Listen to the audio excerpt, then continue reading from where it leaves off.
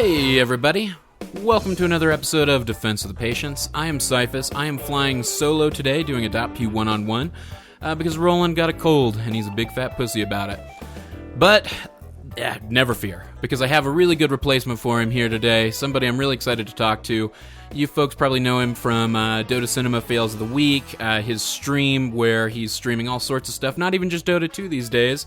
I'm happy to introduce Reaves. Hi, old Dota Cinema. Yeah. There's definitely gonna be some new Dota Cinema people I have no clue who this person is. I forget about how the internet works, because it's like once you haven't done something for about a week, and I know it's been a lot longer for Dota Cinema for you, but it's like it never existed because so many people start springing up, and the community seems to have this. I suspect, and people disagree with me all the time, but I suspect that there's a high, or not a high turnover rate, but there's definitely a turnover rate of the current roster of Dota 2 players. Well, and even imagine how everybody watches YouTube. Also, there's channels that I'll watch for a year straight, and then I won't go back to that for another year, and I'll come back another year and watch it. And I still in game and stuff when people are like, "Are you the Reaves?" It's always, "Are you the Reaves from DC?" And I still get it, even yesterday. Every time I play Dota, that happens at least once. So whether me and DC like it or not, I will forever be DC Reaves. Well, that's kind of that's just life. That's where I think a lot of people got to know you because that was my introduction to you. I mean, I until we got you scheduled on the show. And I went and started checking out your stream and seeing what, kind of stuff you were up to. And in fact, I think actually we had, I forget the gentleman's name from Become the Gamer, it sounds like you're kind of loosely associated with. Am I right? I believe Matt was on your show. Yeah, that's right. Yeah. But the first time I heard about you was because of Roland. When he and I got into Dota sometime in 2013 or 2014 late 2013. He went on this blitz of just finding as much content as he could that was out there, and one of those things that gave him a giggle every time he saw it was the Dota fails, and that was you and Sons fan. And Dota fails was I have nothing but thanks for it at this point. I mean, it really is I've been kind of doing what I do now for I think we're going on 4 or 5 years. I'd like to be bigger at that point, but these things take time and life has weird turns and crazy things happening. But DC is kind of what put me on the internet for the most part. I mean, we did some stuff before with Han, but that was kind of just it wasn't really mainstream. It was we had a set amount of fans. We had a good luck, have fun casting. It was me, Sons Fan, and our friend Zeno back in the Han days. And we would just do silly fun casts.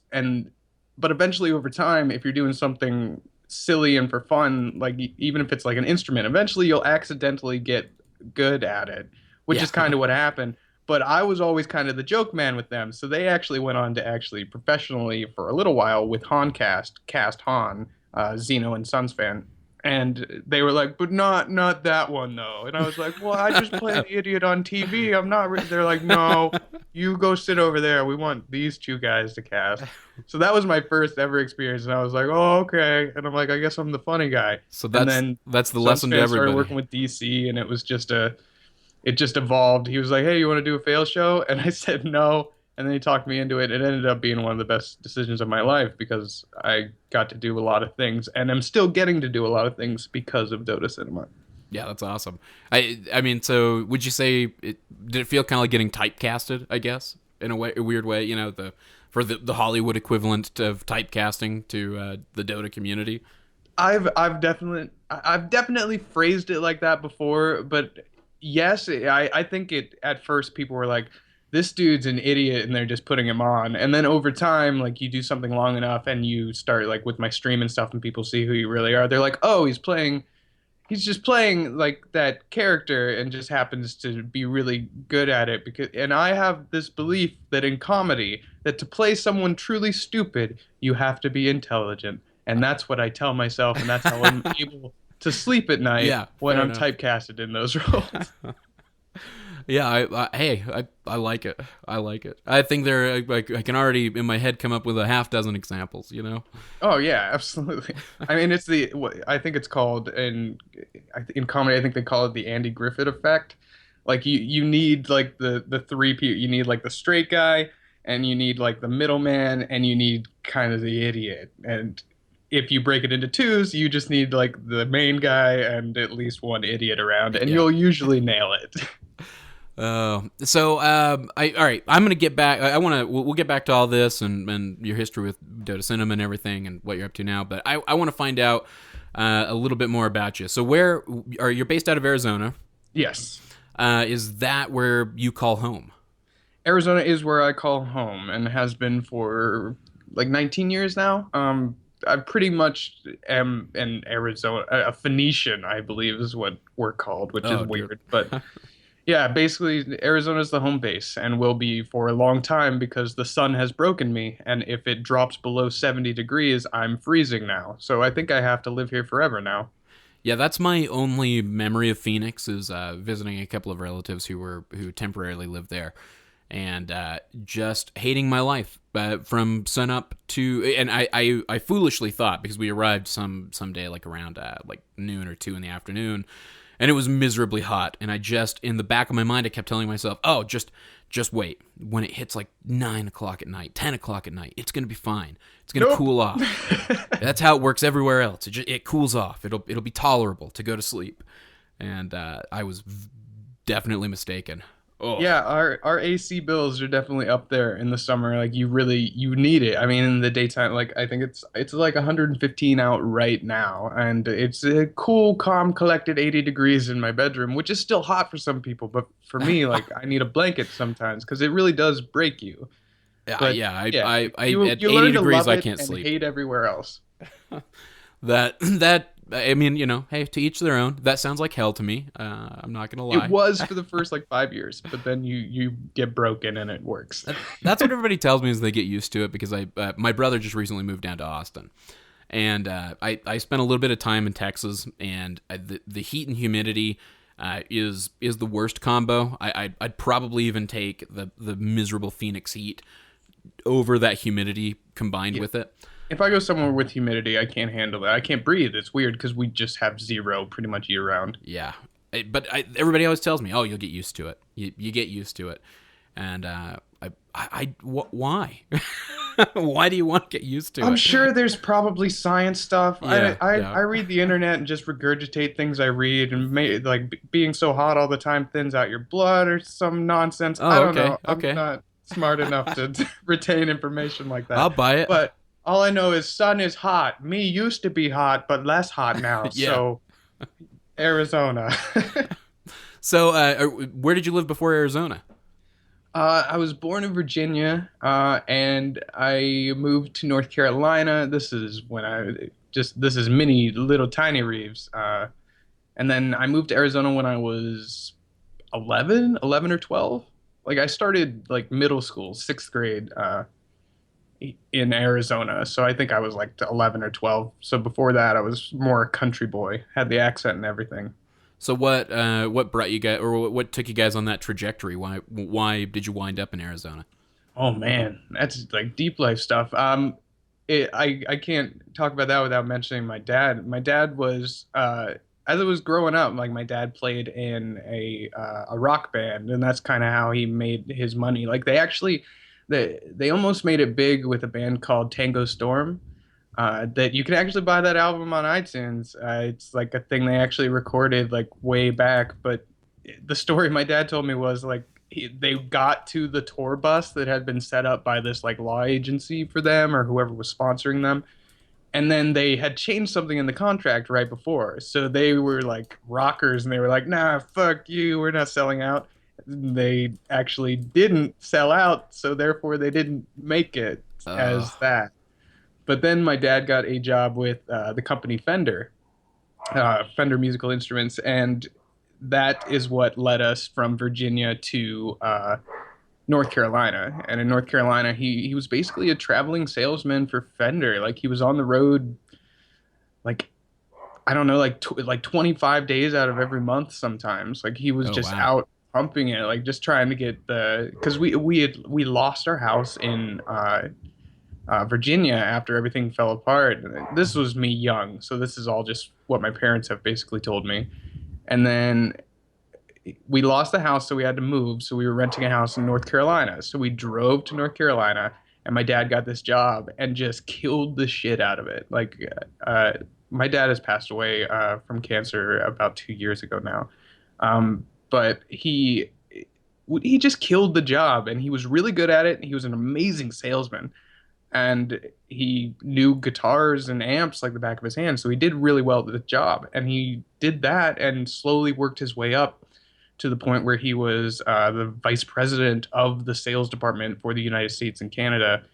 And that's what got us to move to Arizona, because that's the head base for Fender is in Phoenix. I think they're moving to California, but at the time it was in Phoenix. So that's what kind of brought us here, is just my dad kind of killing it in life and really rising up in a job from the lowest to the highest tier of the job. So I get to be in Arizona now instead of the sweaty hot North Carolina, which I love North Carolina, don't get me wrong, but like I said, I've been here too long and I'm broken.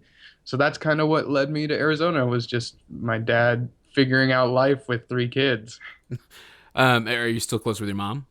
Yes, I am still very close with my mom. What did so I mean, I guess with your dad kind of chasing the rock and roll dream, which is something I can totally relate to. My younger brother, that was kind of his thing growing up. My co-host Roland, though not with us because of his pussy cold, would probably be talking your ear up about musicians and that lifestyle. Which, by the way, we mentioned this off air, but I also have a cold. And yeah, I'm here. That's right. I'm here. Yeah, some people showed up. Some people, not others. But Okay, what did I'm they? the host now. I'm the other co-host. Hey, that's fine. With Cyphus and Reaves on Mondays, talking all things rock and roll. Rock and roll and Dota. What did they? At what point in your life, I guess, did you decide to pursue kind of an? I always ask people esports related, but let's say more content creation as like a potential career source. What were kind of their attitudes towards it? I feel bad. I feel like all these stories are so long. I'm trying to like break them down the best I can. Nope. The best thing I always tell everybody, when you, as an interviewer, when you get the other person talking a lot, that's what you want. So let's hear it. Leading up to that, I mean, growing up, I was like kind of normal. Like I honestly was late to the whole computer thing. Even like I was a console kid, big time. Like even when things were moving super heavily back towards computers, and I say back towards computers, which doesn't make any sense, but all my friends had computers and they were playing computer games, and I was still sitting on the floor while they played computer games, like beating Metal Gear Solid 2 for the 20,000th time. And then I finally got my first computer that could actually like play games, and I like my first gaming love was actually Counter-Strike. How old were you when that happened? Oh man, I got my first computer, I think I was 16. Like I was late. Like I got my first computer that was my gaming computer when I was like 16, and just played the heck out of Counter-Strike. And I didn't ever get into casting and stuff, because honestly, casting wasn't like a huge thing back then. Like people forget sometimes that casting is still, like in my lifetime anyways, it's always been around, but it was before Twitch and stuff. It wasn't really mainstream. Like you would just find somebody, like you would host your town's tournament and you would go, we need somebody to cast this because that'd be cool, right? And then you just kind of find somebody that goes, I'll do it. And you're like, I hope they don't suck. But now we have this like amazing pool of these people that really know what they're talking about. They wear business suits and say pretty words, but also know Dota. And we all love that. But at my time, when I was 16, like that's a normal thing now, but we didn't have that. It was kind of always a random person. You really had to be in love with something to find like streams of people casting and things like that.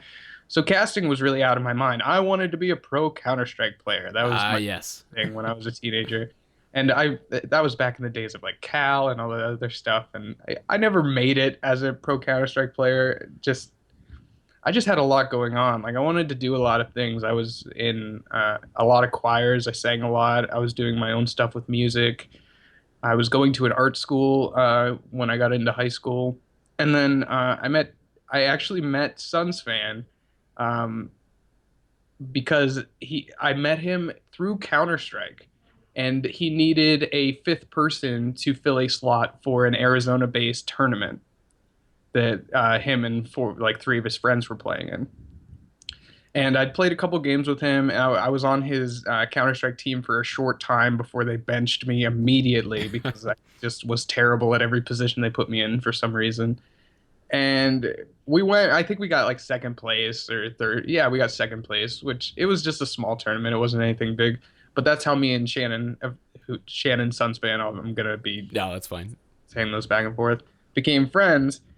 And like we were weird friends because we'd be friends if we happened to be playing the same game. And then I wouldn't talk to him for like a year. And then we'd come back and be friends.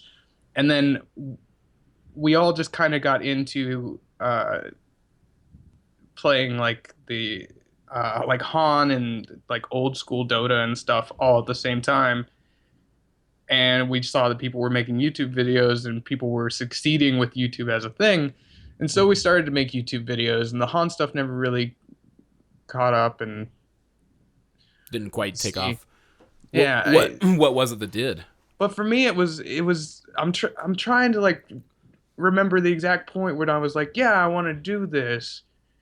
And it was more just like friends hanging out making silly videos, and then slowly it just kind of led to it really Suns fan because Neil of Dota Cinema was looking for someone to voice his videos because he was doing it, and people were like, "No, you shouldn't." And so he was like, "Okay, I should find somebody." And Suns fan saw it on the original forums and was like, "I'll do it." And it just kind of blew up. And then Suns fan eventually asked me to do the fails, and it was still for me. I was just like, "Yeah, buddy, like we do this anyways, so we should be able to be idiots." And we both just kind of stepped it up. I'm like, okay, you just be a jerk to me more than usual, and I'll just be dumber than usual, and people will probably like it. And amazingly, people actually really liked it. Uh, but even then, I still had a steady job. Like I went to school. I have two degrees. I have like an AA, and I also have a Associates of Science, and specifically for surgical technology. So I was a surgical tech for a little while. I worked at a donor bank where I made surgical grafts, spinal grafts, and dental grafts for. So I was doing all that kind of stuff while also just making these silly videos on the internet, not really thinking it would ever take off into anything. Like I was still building like a normal person, like goes to work, 8 to 5 every day kind of thing. And I would say like honestly, it's sad. Like right before pretty much the end of my Dota Cinema career, that kind of slapped me in the face and in some ways came out of nowhere. I had quit my job because I'm like, this is more fun. There's obviously a future in this. People are seeming to enjoy the content we create. So I want to try to do this full time. So I quit my job and decided to do it full time. The problem was at the time, my dad was very sick and basically slowly being destroyed by cancer. And all of it just synced up in such a way that I in more ways than one, like I know people try to take sides when it comes to the split between me and Dota Cinema. People still think that I left Dota Cinema. I was asked to leave Dota Cinema. It, I was just depressed. Like I Yeah. hit a weird place in my life, and I made some decisions that I'd love to go back and change. I wasn't working hard enough. Um, I wanted to do more stuff at Dota Cinema, but I wasn't bringing enough like solid ideas to the table. But I also felt like I wasn't being supported also and it was a mixture of a lot of things. Like I'm sure some of the like looking back, I'm like, are some of the things I thought they were doing to me were those just amplified by the fact that I was sad about everything in my life at the time? Oh yeah. I mean, And maybe, yeah. Depression can have a massive impact on even just your day to day perception, and it's difficult to. And of course, you don't realize it at the time. I don't think anybody who and it's also perfectly normal to be suffering through something like that when you have something as big as your dad dying. Were you really close with your dad? Oh, absolutely. I mean, he was everyone in the family like looked up to him as just like that's it. For all the kids. It's like I want that. Like for I have a brother and a sister. Me and my brother were both like, okay, like that's a large mountain to climb, but we've got to because like he took us from nothing and gave us an amazing life. So both of us were kind of like we have to, reach that summit. But then like right around when he was passing away, he was like, listen, if you even don't like your jobs a teensy bit and you're doing something else in your life that you absolutely love, because my dad worked to the bone almost like up until the last moment. Like he worked so hard to make sure the family was taken care of. So to us, it was very important. But there at the end, he was like, if you're doing something, do it while you're young. Quit your mainstream jobs if you don't love them and try to do something that you absolutely love every day.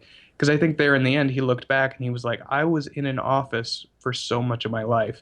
And it scared me a lot. And I quit my job pretty quick after that because I'm like, he's right. I'm spending 8 hours every single day in a lab. I barely see the sun.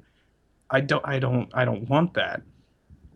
Um, So in a weird way, he was, it wasn't so much breaking the news to him. Hey, as I'm sure most people, that get into the kind of the line of work that you do probably have with their parents at a younger age. It wasn't so much you saying, "Hey, Dad, I'm going to go do this." He was the motivating factor behind it. Right, and I'm happy you said that too. My parents are oddities, I think, in that they were strict and they wanted us all to get degrees, and all of us did, and they wanted all of us to experience as much life as possible. But also, when we sunk our teeth into something, it didn't take much. Like when I was doing all the weird internet stuff, I don't think they saw as quickly as I did, like the potential. But then, like, as DC started to get bigger and bigger, and I started to dedicate more and more time to my computer, and I actually started to grow a fan base, and they actually started to accept, like, the tech culture and looking into things like Facebook and Twitter, and they saw how that stuff was growing. They went, oh, okay, we were worried about this, but he might just be like this is just the new generation. Like this is what a lot more people are going to be doing. So my parents were actually always very supportive when it came to me spending hours and hours on my computer. I got yelled at as a kid, as everybody should. I should have been studying harder and all that other kind of stuff. But I always made sure, like I said, I love my parents and I always wanted to make them proud. So it never was a problem for me to get like my schoolwork done and balance out the time because I wanted to make them proud, but I also wanted to do the stuff I wanted to do. But they were always super supportive and they were super proud. Like anytime, like I remember the first like couple fails episodes, I'm like, people are really liking it. Like we have like 10,000 views like back when, and I was like, ah, it's so cool. And they were like, awesome. Like keep doing you. So yeah, they were just super supportive throughout the entire thing. That's really awesome. So, I mean, since it's been about a year, I went back and watched that video where you talked about it, about the Dota Cinema split. I want to say that was like early June, so it's been about a year. And at the time, you had mentioned that, not out of malice or anything, but that you and Sons fan hadn't really spoken since that had gone down. Have you touched base with him since then? No, it's sad. And I was like, how do I like parlay this into a thing? Like, because the worst part about this whole thing is it's mixing personal friendship with business. It just gets messy, and I that's why when I released that video, I tried so hard to keep it. First of all, I really enjoyed Sir Action Slacks, and my main reason for releasing that video above everything else was I didn't want my fans to dislike him simply because he was taking my spot. Yeah. Like because I supported it. Like I wasn't going to be there anymore. I did take issue like when the last time me and Sunspan spoke, uh, they were just getting rid of the fail show. Like they were just going to just pull away from it. And then after I was gone, they brought the show back and replaced me, and that hurt. And it was just handled inappropriately, in my opinion. I think my exit was handled inappropriately. I didn't get even a sign off video. They didn't tell anybody where to find me. People to this day still think that I left of my own like volition, and I just decided to leave the show, and people were like, please come back. And I'm like, I can't come back. Like, that's not how this works. I don't know where you guys got your information, but it's because the only thing I got at the end was a Twitter post that said, unfortunately, Reaves is leaving the show. That's all I got. I didn't get a video explaining anything. I didn't get a send off. I didn't get a link sending people to where they could find new content that I was going to be doing.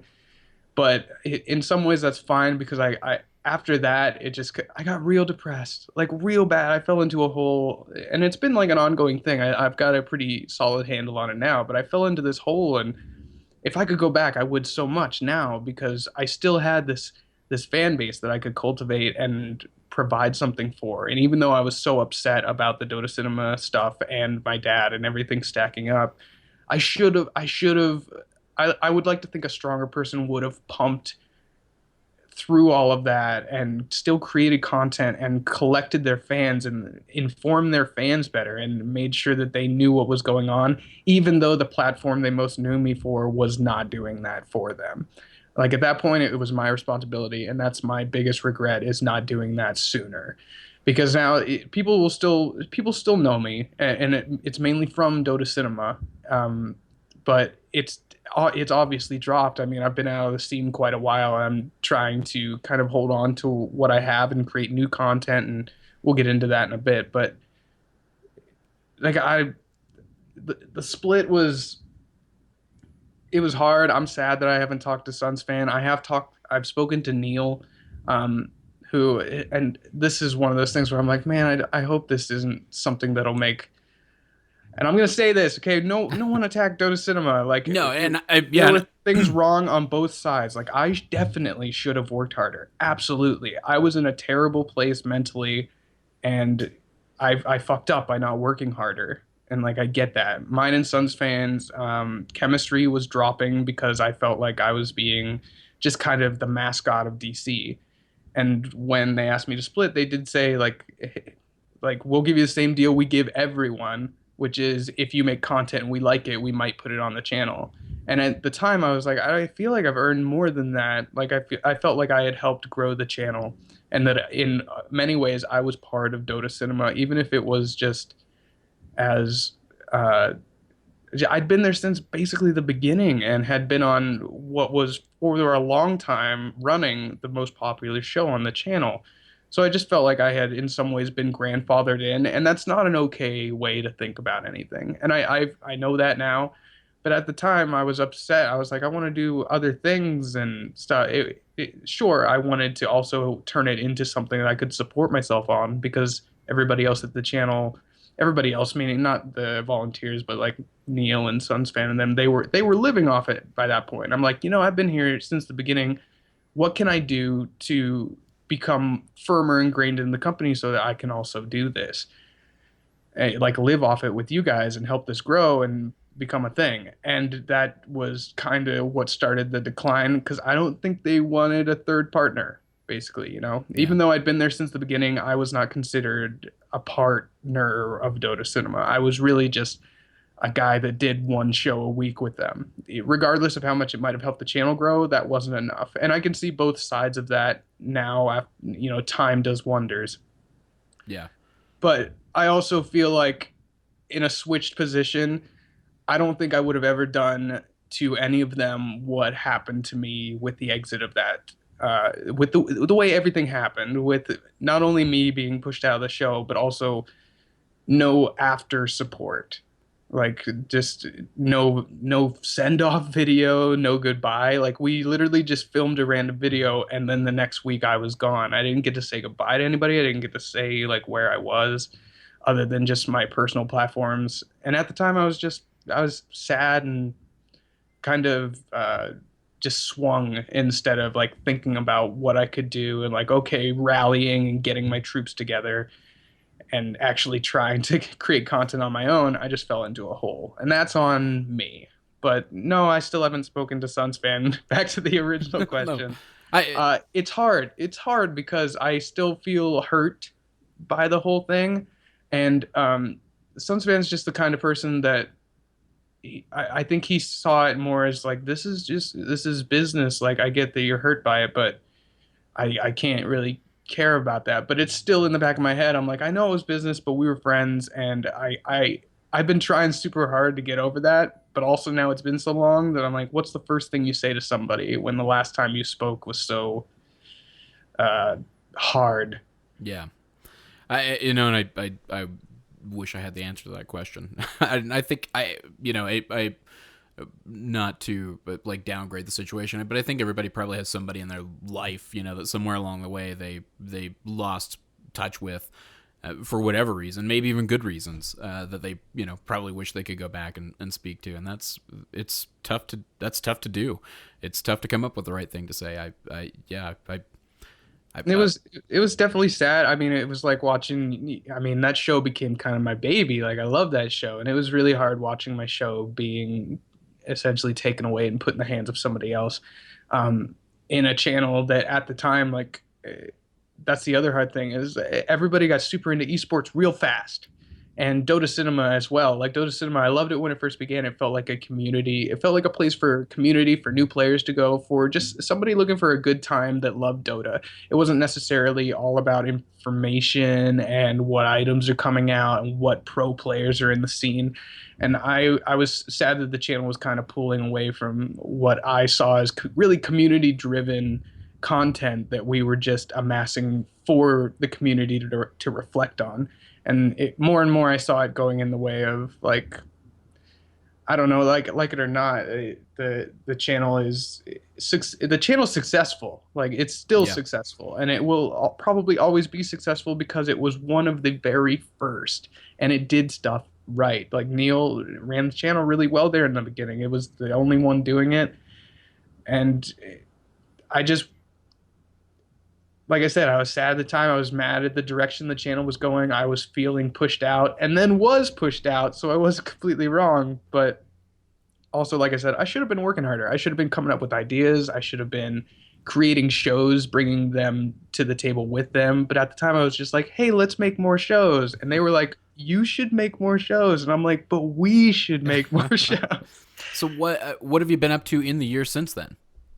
In the years since then, random, like you mentioned, the BTG stuff earlier. Let me see if I can place this in chronological order.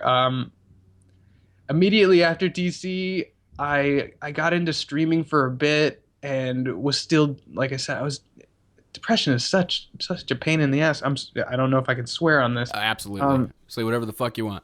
No, depression was such a pain in the ass. So I kept, like, I'd start these little projects and I just would tear myself to. I was just trying to figure out life, basically the same thing all of us are trying to do.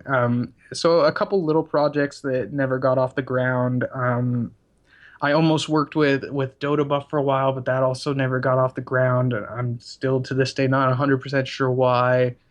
And then I did this thing with Become the Gamer, BTG, which my friend got a job there and was basically looking for someone to narrate the videos that he was writing. And I was like, yeah, absolutely. Just because it wasn't like BTG was an avenue, I think, for me to, like, I could make a little bit of money, but I also had this desire I want something that's mine. And it's been a long time, and I've been thinking really hard about what I can do. There's so many amazing, like, creators out there that when you try to come up with something new, even if you're slightly known by the community, I don't want to be the kind of person that just regurgitates things channels are already doing. Like, people ask me all the time, like, why don't you do a fails show? And I'm like, because I did that, and that would be obvious, and that's not. Like, why do that? Like, yes, I might get some viewers that want the nostalgia factor of Reaves making silly voices, making fun of people, but I feel like I did that and I wanted to do something else. And it's taken a long time to kind of decide that. So I've basically just been picking up random, like, voiceover jobs on YouTube. I've gotten some just random voices in people's cartoons and things like that, like $20 here and there.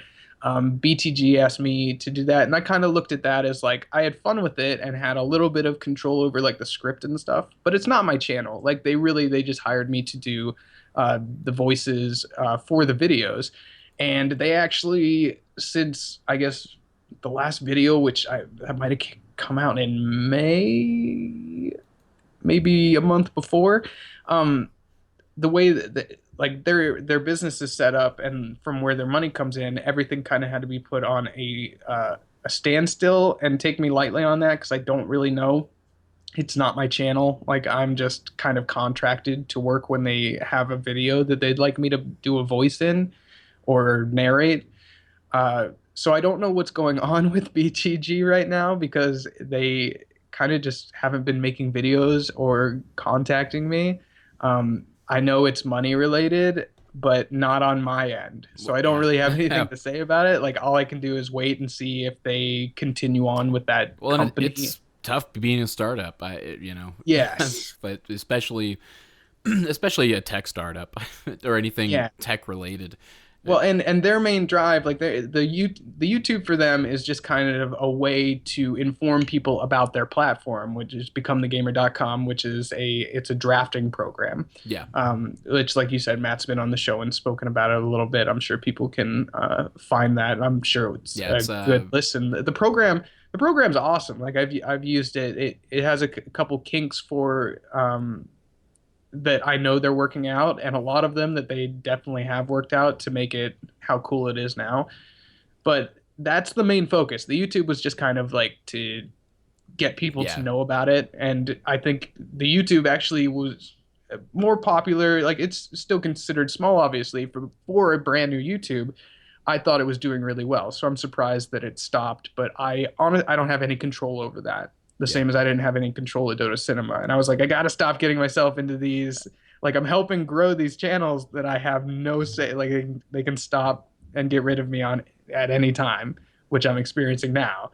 So my main goal is to start something that's actually mine and something that I can, at the end of everything, look back and go, nobody can fire me. Yeah. Like, this is just mine. That's, the American dream, right? To be your own boss. Yeah, that is the American dream. So in between that, I'm streaming a lot. Right now, I'm doing a streaming challenge where I stream every day. And you're on like day 25 is probably today, right? Today's going to be day 28. 28. Yeah, wow. Almost to the magical month, which is, I guess, a lot of people have trouble making it that first month, but then it just becomes kind of routine. And I feel it starting to become that routine, but it feels good. I'm starting to slowly like recollect my fan base is how I've been phrasing it, because I let the leaves kind of blow around the yard. So I'm trying to bring everything into a nice pile again and be like, hey guys, I'm still here. I'm still trying really hard to make content that you people enjoy, which has also brought me to, do you know the three things I hate about Dota? From Rocksoft Cookie. I do not. Or 3 things about Dota. Take it to, if anybody, I'm sure there's going to be viewers that are like, yeah, those videos. He's an animator, and also does the voice acting on the videos as well. But I did the voices in a couple of his cartoons. I think I feel terrible. I don't have his YouTube pulled up. I think it's Rocksoft Cookie.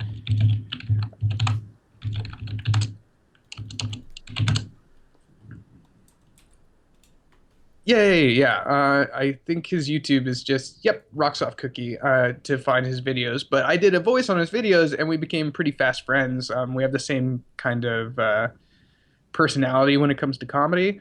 So I'm actually planning, but we're about to launch, like, maybe today, maybe tomorrow. Like, this happened to coincide with the podcast pretty perfectly.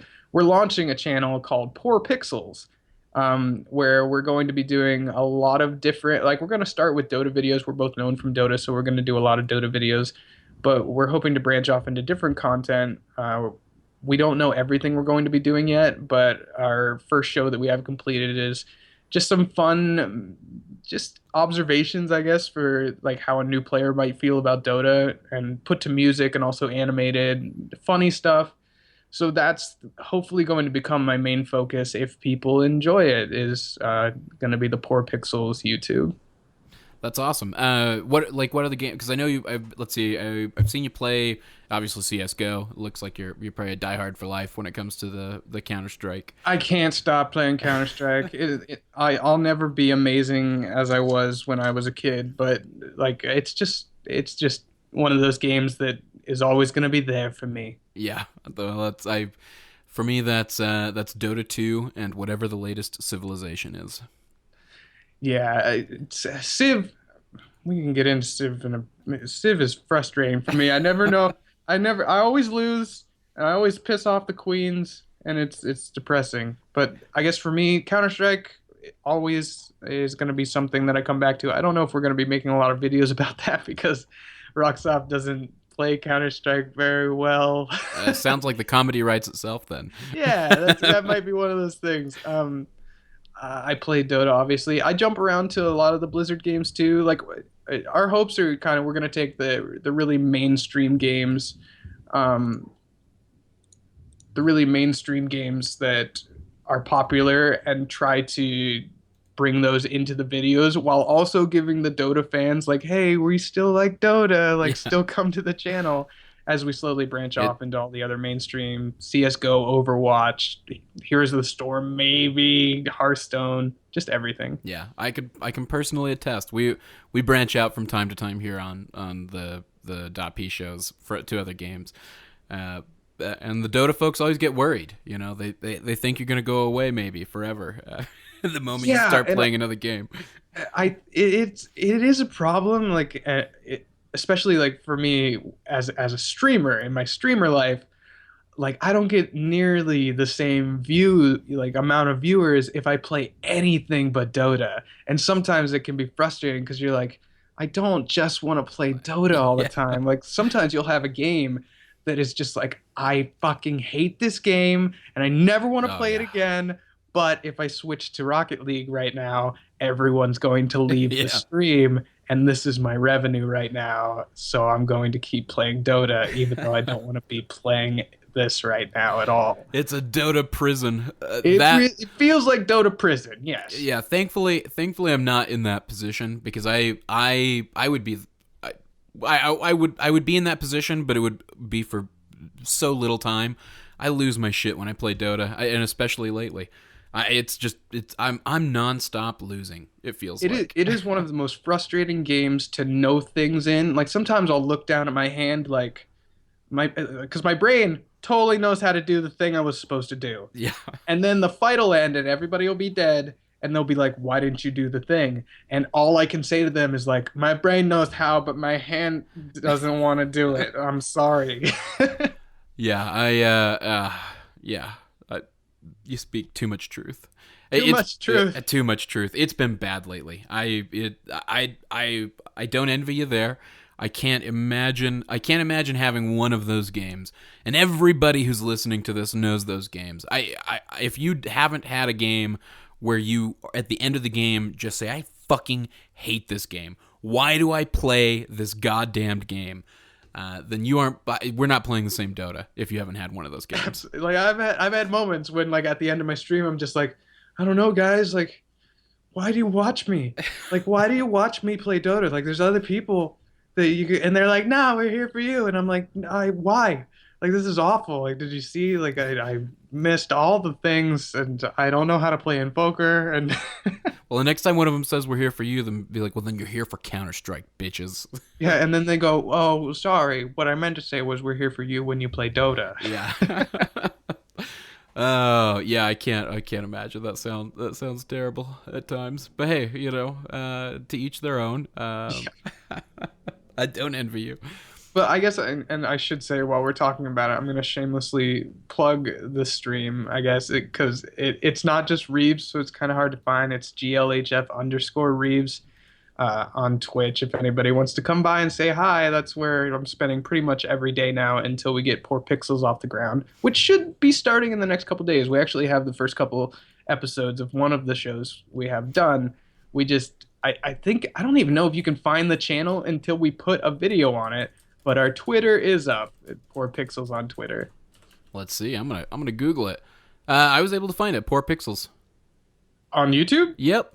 Oh, good. Then you can do that. You don't have any content yet, but hey, if folks want to go take a look at it, just if you want to see what's incoming, Yeah, well, and while we're even doing this podcast, like Rocksoft is messaging me with questions, just finishing up the first video, so it should actually be up in the next day. I don't know how fast you put these podcasts up, but it'll be up. Well, folks will be listening to this on Monday, so if you guys are listening on Monday, you might have a new video with Mr. Reaves himself, Yes. and the folks over at Rocksoft. So, hey, go check it out. And he'll kill me if I don't correct this. It was 3 things I don't understand about Dota. I'm an idiot. Okay. I know what that is, but that show's fantastic as well if you guys want to check him out and see where he's coming from.